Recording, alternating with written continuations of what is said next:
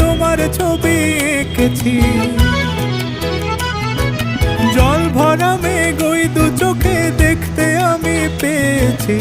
একলা মনে নির্জনেতে তোমার ছবি এঁকেছি।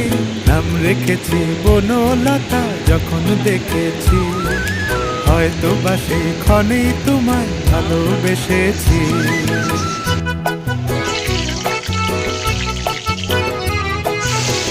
বনলতা কথা হয়ো না গো কুণ্ঠিতা।